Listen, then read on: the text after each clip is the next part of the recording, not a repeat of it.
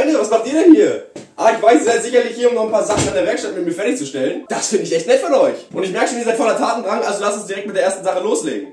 Und als allererstes, glaube ich, müssen wir uns um den Rahmen hier von diesem Fenster kümmern, denn der ist innen sowie außen noch nicht vorhanden. Und das, obwohl das Haus schon einige Monate steht. Ich habe mich ja jetzt eine ganze Zeit drum gedrückt, denn speziell innen hat das Ganze ja original so ein bisschen einen Braunton. Und den wollen wir natürlich nicht mehr haben. Das heißt, vorher, bevor wir es verschrauben, müssen wir das Ganze nochmal abschleifen. Und darauf hat natürlich keiner so richtig Bock. Aber heute ist der Tag gekommen, heute werden wir es endlich fertigstellen. Ihr seht sogar das Ganze noch mit Klebeband verpackt, so wie ich es damals abgebaut habe. Also da ist wirklich noch gar nichts passiert.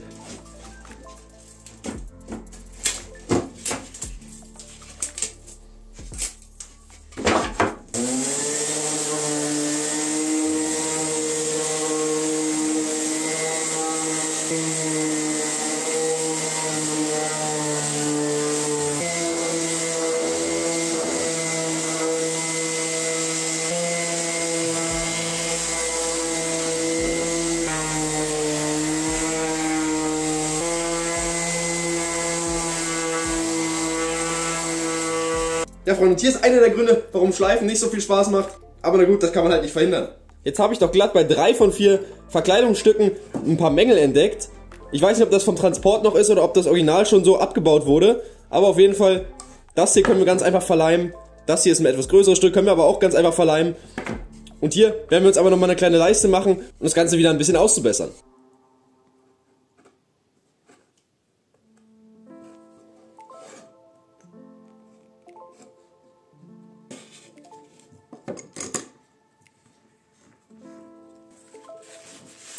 Da war ich natürlich wieder ein bisschen sehr großzügig mit dem Kleber, aber egal, das wird schon einfach weg.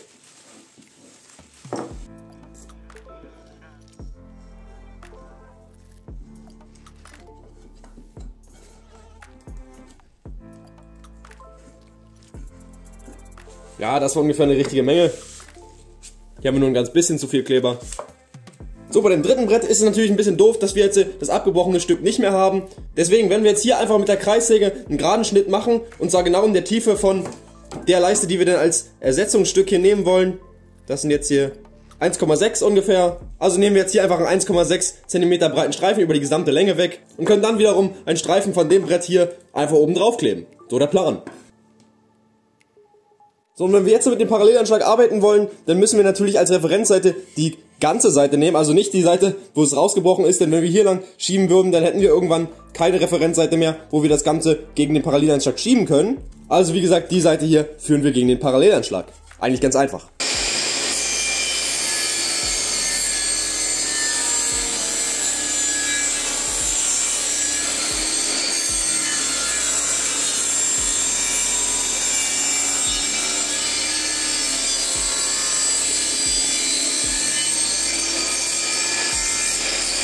So, Freunde, das sieht doch sehr, sehr gut aus. Jetzt müssen wir natürlich noch festlegen, wie breit der Streifen sein soll, den wir den oben raufkleben.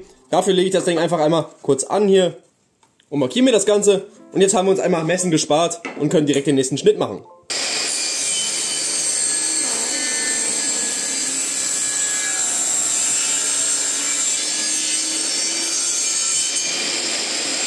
So, Freunde, die Leiste, die wir uns gerade eben zugeschnitten haben, die ist jetzt noch ungefähr 1 mm, vielleicht auch 2 stärker als das Holz an sich. Aber das ist gar nicht schlimm, denn jetzt können wir das Ganze verleimen, können dann das Ganze auf eine Ebene runterhobeln. Die Enden müssen natürlich noch auf Länge abgeschnitten werden, das ist klar. Aber dann hoffentlich sieht das Ganze wieder aus wie ein Stück und wir können das Ding wieder an unser Fenster schrauben.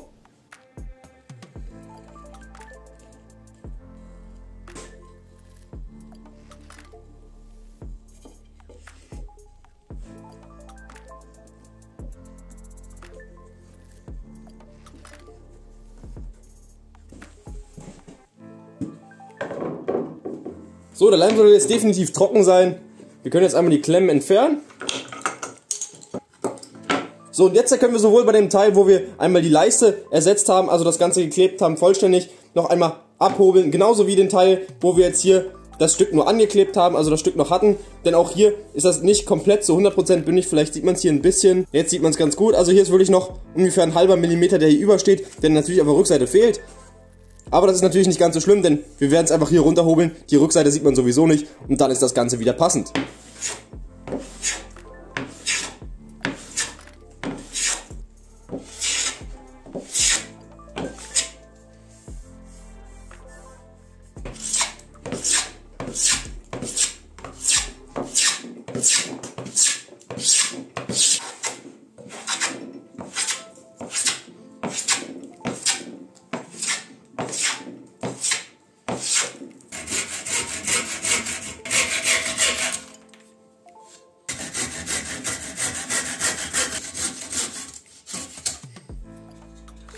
der Tisch ist jetzt wieder vom Schleifstopp entfernt.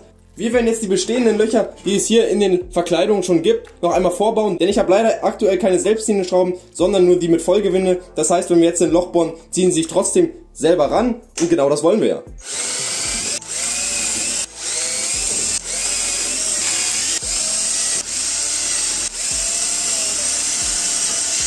So Freunde, ihr habt gemerkt, ein bisschen Zeit brauchten wir, um das Ganze vorzubereiten. Deswegen habe ich mich auch so lange davor gedrückt. Aber jetzt sind wir soweit, dass wir die Dinger wirklich nur noch anschrauben müssen.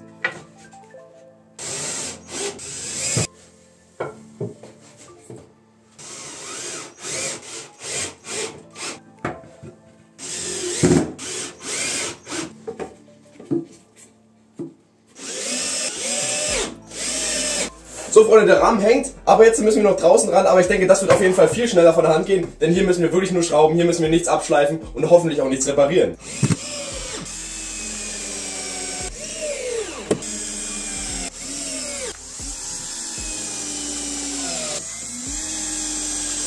So, da hatte ich doch glatt auch einmal recht, das Ding hier einfach wirklich nur angeschraubt, keine Schäden, bleibt so wie es ist, fertig.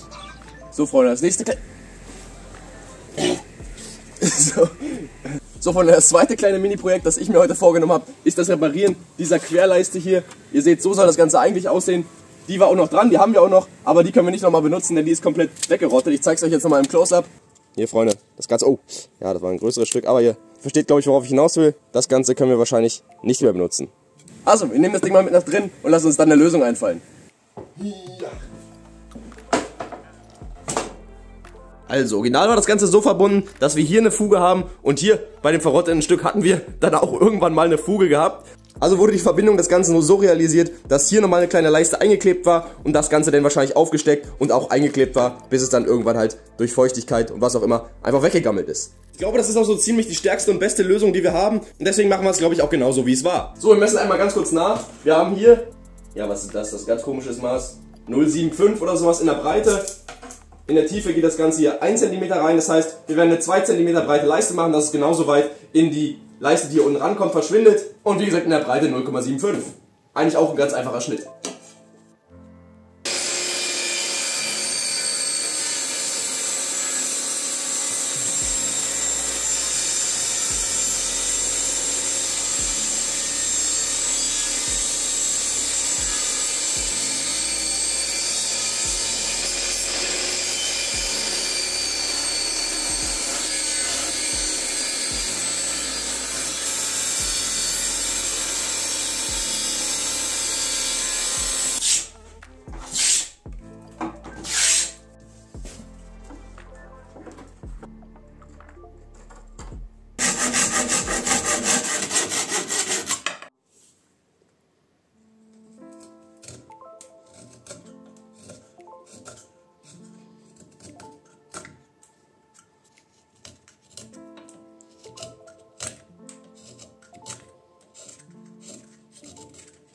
So Freunde, jetzt nochmal ganz kurz zur Erklärung. Ich habe jetzt beide Seiten mit dem Hobel angeschrägt, damit wir die einfach besser und enger in die jeweilige Nut reinbekommen. Und abgerundet habe ich beide untere Ecken jetzt hier von der Leiste, weil das genauso auch in der Fensterlade gemacht wurde. Also da ist auch die Aufnahme bzw. die Nut auch so geformt und ich glaube, das passt jetzt ganz gut. Und wir werden das Ding jetzt einleimen. So, wenn es eins gibt, was ich kann, dann ist es natürlich genau die richtige Menge Kleber immer zu finden.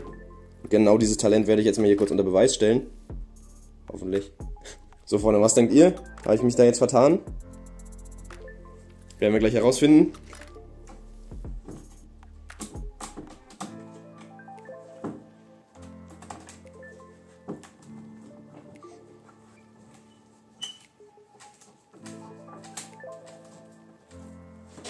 So Freunde, hier haben wir das Ganze auch noch mal ein bisschen geklemmt. Und jetzt machen wir noch einen kleinen Universaltrick.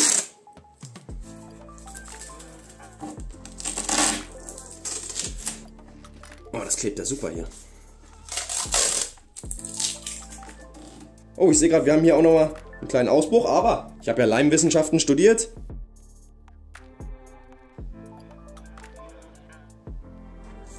So Freunde, nehmen wir das hier gleich mit, kleben das direkt hier fest. Perfekt.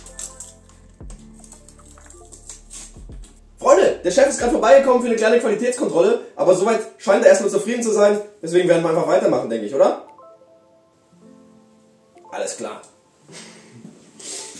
So, nachdem wir das Ganze jetzt eingeklebt haben, ist natürlich noch ganz wichtig, dass wir hierfür einen Ersatz finden, was ungefähr die Maße hat, beziehungsweise die Maße, die es dann mal irgendwann hatte. Aber glücklicherweise gibt es die Leiste auf der anderen Seite, also hier ja nochmal, und die ist ja noch im guten Zustand. Das heißt, davon können wir uns die Maße ein bisschen stibitzen. In dem Sinne werden wir das Ding jetzt erstmal ungefähr auf Länge schneiden, damit das Ding ein bisschen handlicher ist und wir die ganzen anderen Dimensionen dementsprechend anpassen können.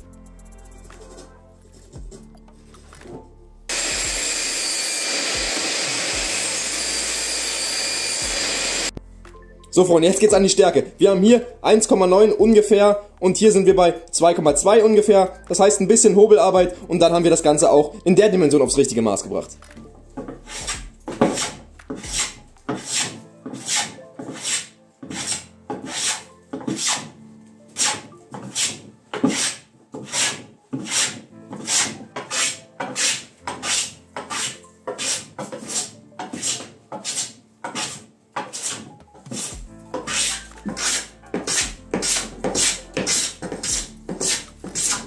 So Freunde, was fehlt jetzt noch? Natürlich die Nut. Und das kriegen wir natürlich auch wieder hin mit der guten alten Tischkreissäge. Einfach das Blatt runtergestellt auf 1 cm, denn das ist genau die Tiefe, die hier von der Feder, gerade noch Feder in Anführungszeichen, noch übrig bleibt.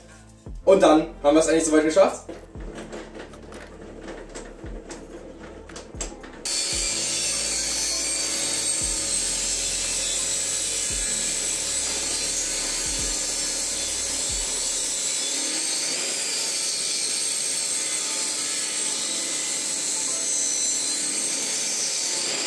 So, dann lass uns doch jetzt mal einen kleinen Testlauf machen und gucken, wie gut das jetzt passt. Okay. Freunde, ich sag ganz ehrlich, ich glaube, da sparen wir uns doch fast den Kleber einfach. Lassen wir das doch so. Ah, ja gut.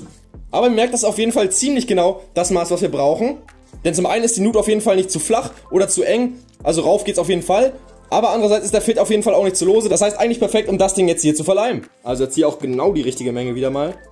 Das kennt ihr ja nicht anders von mir. Geschultes Auge, sage ich dazu.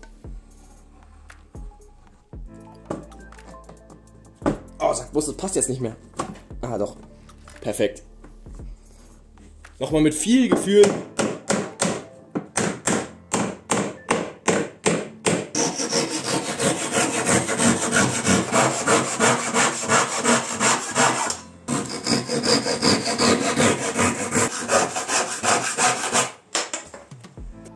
Ja Freunde, damit haben wir die beiden Sachen erledigt, die ich heute mit euch vorhatte. Wir haben einmal die Fensterlader reparieren können und einmal die Verkleidung von den Fenstern innen und außen.